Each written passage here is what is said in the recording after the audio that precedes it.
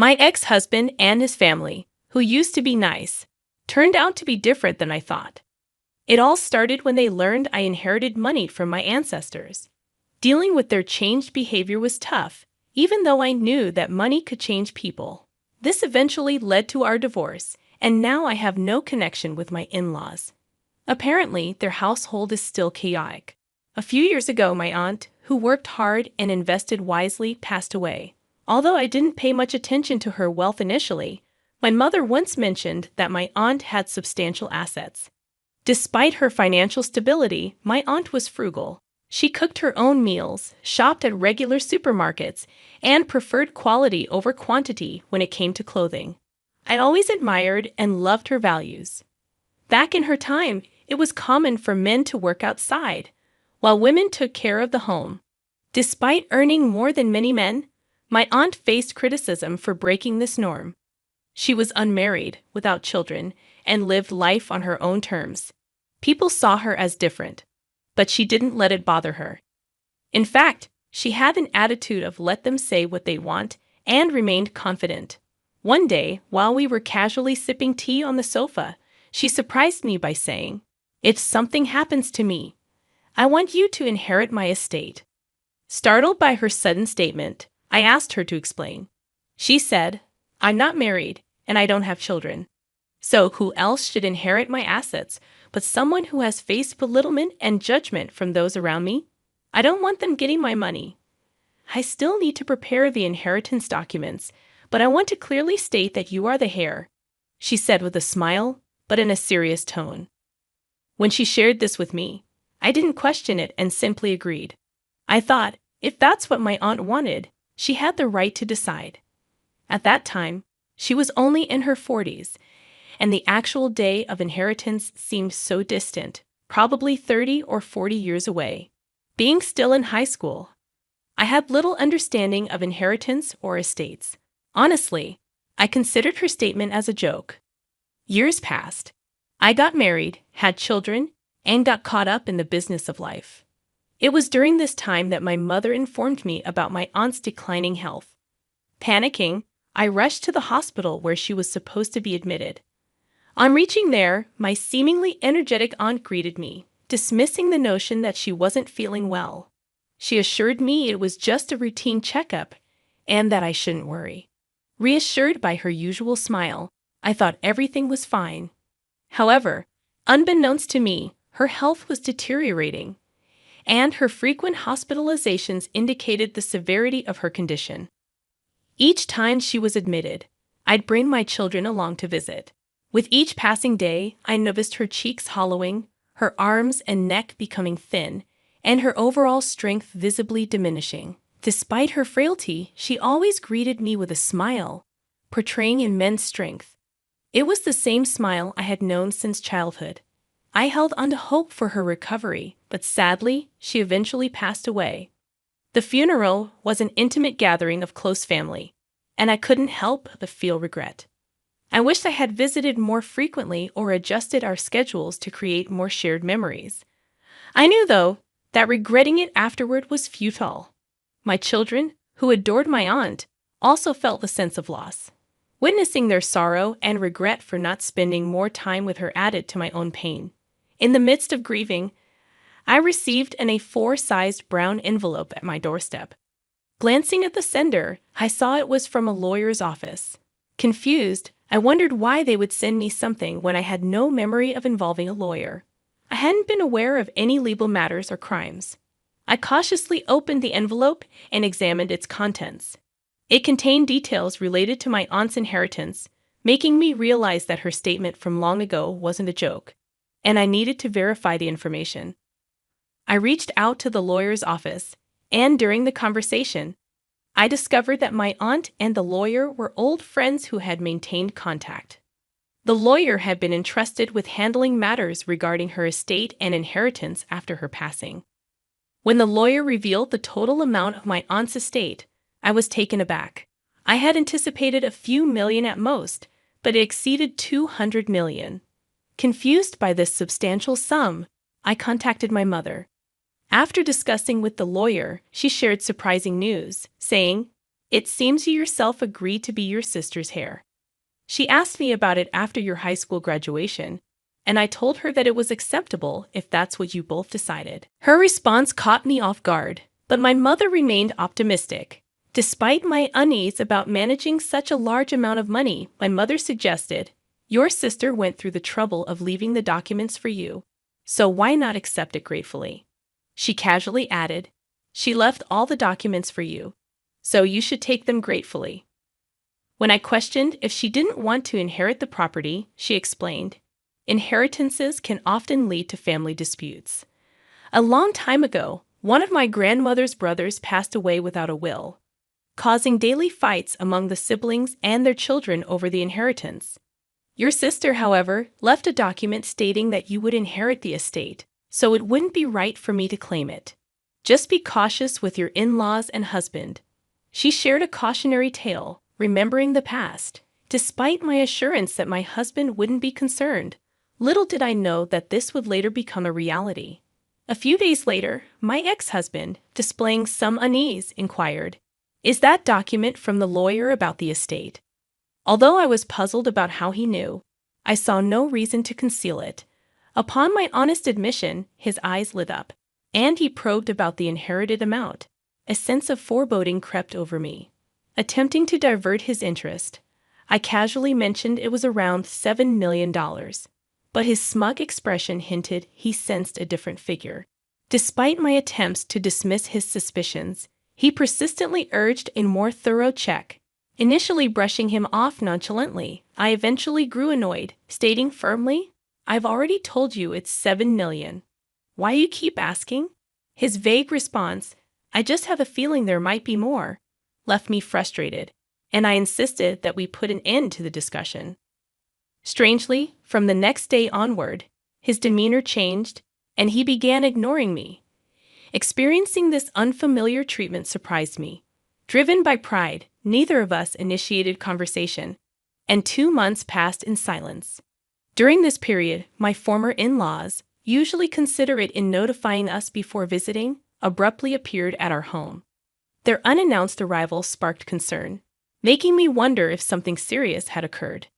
They greeted me, saying, "We heard about your recent inheritance from your aunt, and is over $100 million, right? Our house is getting old, and we've been considering renovations. We're proud of our son for marrying someone like you. How about we expand the house and add a room for you too? It's a great opportunity. Think about living together."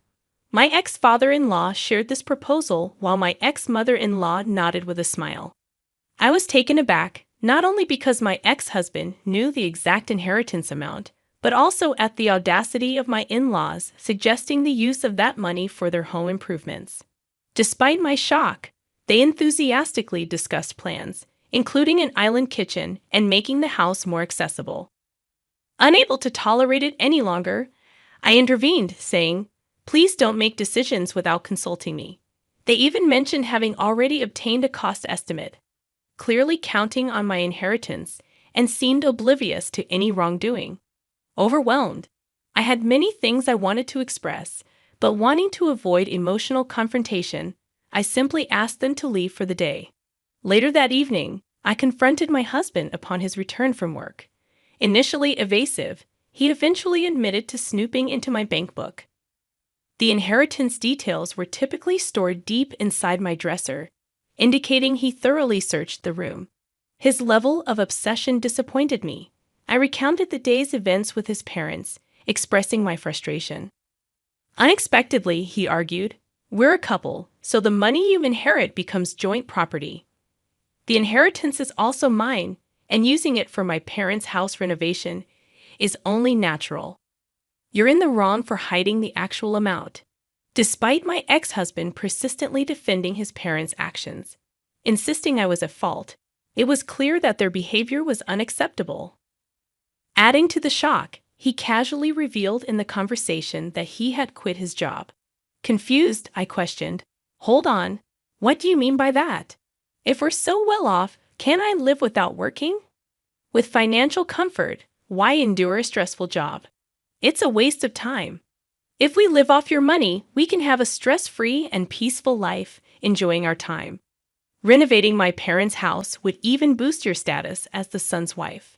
It's all beneficial. Why be so upset when there are only advantages?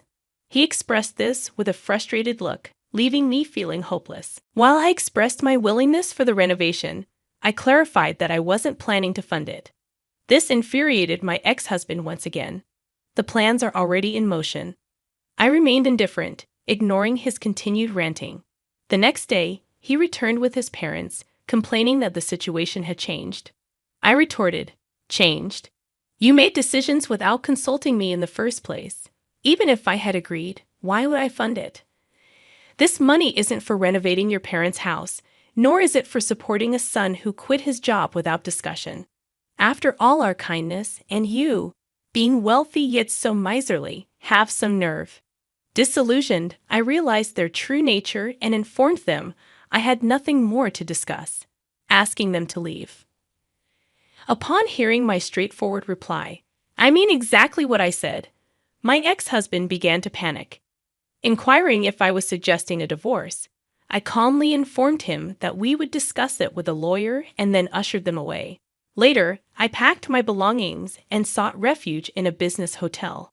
Despite my ex-husband persistently expressing his refusal to accept a divorce and professing his love for me, I responded by stating that his affection was likely for my money, not me, and proceeded to turn off my phone. The following day, I visited my parents and shared the unfolding events. They were disappointed but not surprised. When asked about my future plans, I revealed my consideration of divorce. My mother advised me to stand firm, sensing his reluctance to let go. They also suggested investigating if he had committed other wrongdoings. Following their advice, I hired a detective agency, discovering his frequent visits to nightlife establishments for questionable reasons. This revelation solidified my determination to pursue a divorce. Seeking legal assistance from a knowledgeable divorce lawyer, I formally requested a divorce from my then-husband, who vehemently rejected the idea. Not only did he refuse, but he also demanded compensation and the division of assets if I wanted a divorce. When the lawyer clarified that the inheritance from my relatives did not qualify as marital assets and was not subject to property division, my ex-husband argued against it. The lawyer posed a scenario. If his parents were to pass away, would he willingly hand over the inherited assets to his wife, claiming it as family money? He fell silent in response. Despite further lectures on the unreasonableness of his actions, my ex-husband, with tears in his eyes, pleaded for me to cover the renovation costs. Naturally, that was not an option, and he appeared utterly dejected. Later, I learned that the renovation had already been completed, assuming I would foot the bill, as he had arranged it in his name. Furthermore, the detailed renovation unexpectedly surpassed a total of 7 million yen. It appeared that his reluctance to agree to a divorce was rooted in his inability to meet these payments. I consistently maintained that regardless of our marital status, there was no justification for me to fund the renovation of his parents' home. Despite my firm stance, he'd audaciously attempted to negotiate, proposing that I cover half of the costs. However, he'd abandoned this pursuit when my lawyer threatened to sue him for extortion. Yet, not entirely conceding defeat, my ex-husband's parents even appeared at my family's house. In the end, my father had to intervene physically. The confrontation escalated, resulting in damage to a potted plant at the entrance, prompting us to call the police. When the police arrived to hear our side of the story, they became violent and were subsequently arrested. Naturally, the entire neighborhood became aware of this incident, and the gossip continued even after their release. Considering these tumultuous events, I openly shared the story with some neighbors who enjoyed gossip. Consequently, the audacity of my ex-husband's family became widely known throughout the neighborhood. Eventually, we finalized the divorce. However, even after the legal separation, I continued to receive messages from him expressing love and a desire to start over. In response, I obtained a restraining order through my lawyer. Recognizing the temporary nature of restraining orders, lasting at most 6 months, and given my ex-husband's apparent disregard for such legal measures, I decided to relocate with my parents to avoid potential retaliation. While I felt guilty about uprooting my parents from their familiar surroundings due to my circumstances, considering the various dangers and challenges we faced, moving seemed to be the only viable option. Consequently, we made the move discreetly, akin to fleeing in the night. Once things settled down, I informed my children about the decision. Although they were understandably shocked, they all empathized with my situation, acknowledging that under the circumstances, there was little else we could do. Life continued without major issues, but my ominous feelings proved accurate. Despite the restraining order, my ex-husband was found lingering near my former family home. A vigilant police officer, sensing something amiss, questioned him and discovered a small knife in his pocket, leading to his arrest. When my lawyer informed me about this development, including my ex's desire to talk, a chill ran down my spine. I shuddered to think of the potential danger if I hadn't moved away, naively relying on the restraining order for protection. Ultimately, my ex-husband was released sooner than anticipated since no one was harmed. However, the fear of returning to the area where my family home once stood lingers. For a brief period, I lost track of my ex, but a friend living near his family home provided updates. Following the renovation, heated arguments about finances became a daily occurrence. Phrases like, "You took out the loan in your name, so it's your responsibility," or "This house belongs to our parents, so they should cover the expenses," resonated loudly, making the nature of the conversations evident. Beyond verbal disputes, the sounds of objects being broken could be heard despite the recent renovation. The police were occasionally called to intervene, cautioning the family. There were also occasional remarks blaming me for the divorce or accusing others of supporting it. Before the inheritance issue, we had a decent relationship, and the bond between my ex and his father was strong. Witnessing how money could destroy these connections saddened me. Reflecting on my mother's words that money can change people, I now understand the truth behind that statement. Additionally, it appears that my ex-mother-in-law is urging my ex to find a job already, and his retort, "Shut up," is audible. It seems he still hasn't found employment, which might be challenging given his age. Due to my open sharing of the story, the neighbors are aware of our messy divorce. Consequently, nobody approaches the ex's family, fearing requests for money. Some even believe that going near their house could bring bad luck. I couldn't help but laugh when I heard this rumor. Currently, I reside in a moderately spacious rental apartment with my parents. Despite their constant encouragement to prioritize myself, the thought of remarriage doesn't even cross my mind. I've decided to spend the rest of my life with my parents. The fear lingers that if a potential partner discovers the inheritance, they might undergo a transformation similar to my ex-husband.